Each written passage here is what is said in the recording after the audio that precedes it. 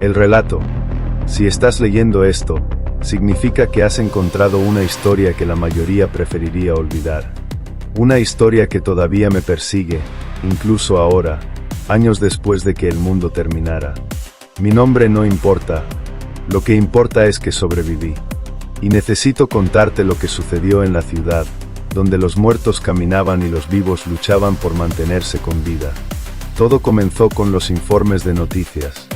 Al principio, solo eran rumores, brotes extraños en ciudades lejanas, personas actuando de manera violenta, atacando a otras. Luego se propagó, más rápido de lo que nadie podría haber imaginado. Para cuando llegó a nosotros, ya era demasiado tarde. Las calles eran un caos. Gente corriendo, gritando. Y entonces, los muertos comenzaron a levantarse. Yo estaba en la ciudad cuando sucedió. Una metrópolis bulliciosa y extensa que alguna vez fue un símbolo de progreso y vida. Pero en cuestión de días, se convirtió en un cementerio. Los infectados, no, los muertos, estaban por todas partes. Se movían en hordas, implacables e imparables. Sus ojos vacíos, su carne podrida, su hambre, era como algo salido de una pesadilla. Pero era real. Logré refugiarme en un edificio de oficinas abandonado. No era mucho, pero era defendible. Bloqueé las puertas, tapé las ventanas con tablas y esperé lo mejor. Durante un tiempo, pensé que podría lograrlo. Tenía comida, agua y suficientes suministros para durar unas semanas. Pero entonces llegó la horda. Era de noche cuando los escuché. Al principio, era solo un gemido bajo, como el viento a través de las ruinas.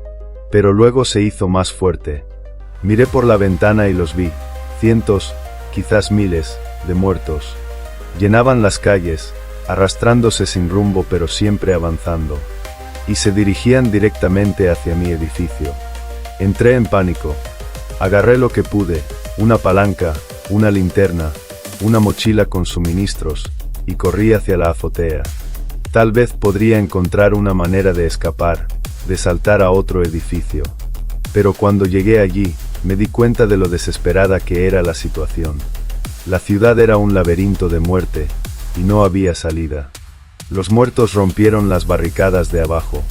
Podía escucharlos destrozando las puertas, subiendo las escaleras. Estaba atrapado. Me quedé allí en la azotea, agarrando mi palanca, esperando el final. Pero entonces lo vi, un helicóptero. Volaba abajo, buscando supervivientes. Agité los brazos, grité con todas mis fuerzas, y por un momento, pensé que no me habían visto.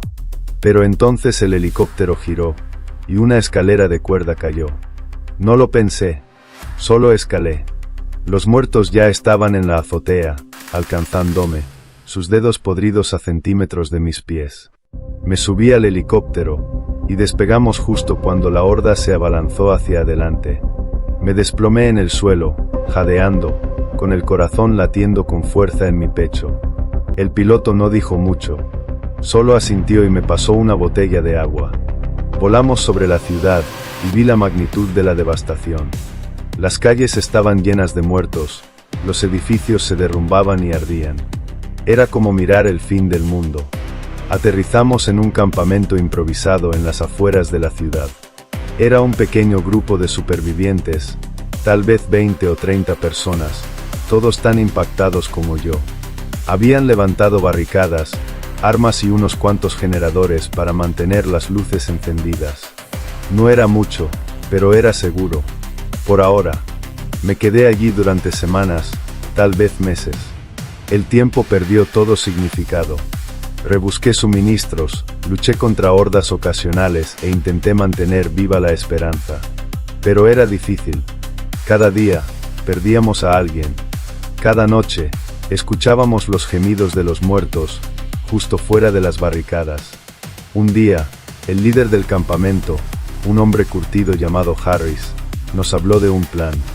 Había un rumor de una zona segura, un lugar lejos de la ciudad donde los muertos no habían llegado. Era una posibilidad remota, pero era nuestra única esperanza. Reunimos los suministros que pudimos y partimos al amanecer. El viaje fue una pesadilla. Avanzamos por las ruinas de la ciudad, evitando las hordas, luchando contra rezagados. Cada paso era un riesgo. Cada sombra podía esconder la muerte. Pero seguimos adelante. Teníamos que hacerlo. No te contaré todo lo que sucedió en ese viaje. Algunas cosas son demasiado dolorosas de recordar. Pero te diré esto, no todos llegamos. Harris murió protegiéndonos, sacrificándose para darnos una oportunidad. Otros cayeron ante los muertos, sus gritos resonando en mis oídos mucho después de que se fueran. Pero algunos sobrevivimos. Llegamos a la zona segura, un complejo fortificado en medio de la nada. No era perfecto, pero era seguro. Por primera vez en meses, sentí que podía respirar. Ahora, años después, todavía pienso en la ciudad, en las personas que perdí, en los horrores que vi. No sé si el mundo alguna vez se recuperará. Pero sí sé esto, mientras haya supervivientes, hay esperanza. Si alguna vez te encuentras en un mundo como el mío, no te rindas. Lucha, sobrevive. Y recuerda, los muertos pueden caminar, pero los vivos aún pueden correr. Antes de que te vayas, no olvides suscribirte al canal y activar la campanita de notificaciones para no perderte un relato tan aterrador como este. Si esta historia te ha erizado la piel, dale a like, comenta tus pensamientos y compártela con tus amigos, si te atreves. Hasta la próxima, mantente a salvo, y recuerda, los muertos siempre están observando.